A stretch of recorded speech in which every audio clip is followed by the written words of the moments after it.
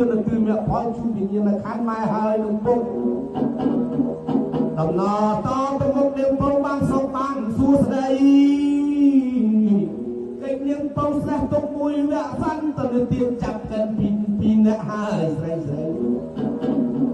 មួយបានប្របាទព្រមមកទាត់មួយបានកដុំពីបណ្ណានៃដល់យូរខែថ្ងៃកដឹងរឿងដឹងហេតុការ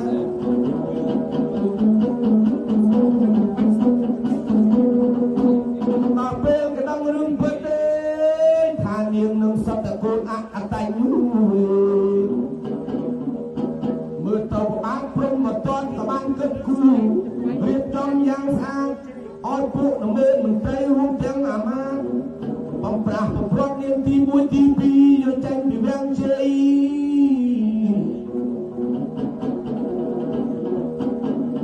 ទាំងបងអាយទាំងពូមេ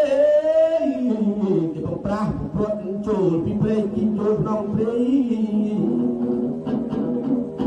ទឹកភ្នែកទៅស្រាក់ឡើងដាក់ដីគេតាដំណើរចូលក្នុងព្រៃមករកមានតាហើយបៃតាគឺមកវិញហើយនោះ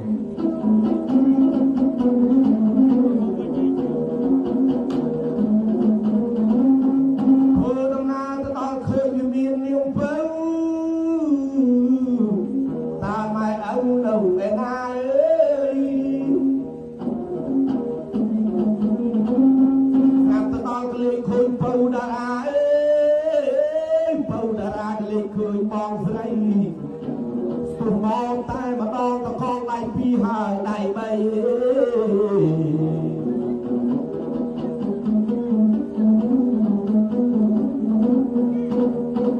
បងឲ្យបែកគ្នាយូរខែយូរឆ្នាំយូរថ្ងៃបងអើយបងស្រីតាបងទើបមកពីណាអើយនាងពៅក៏ប្រាប់ប្តីថាបងឲ្យនេះបងអូនទាំងពីរនាក់អើយ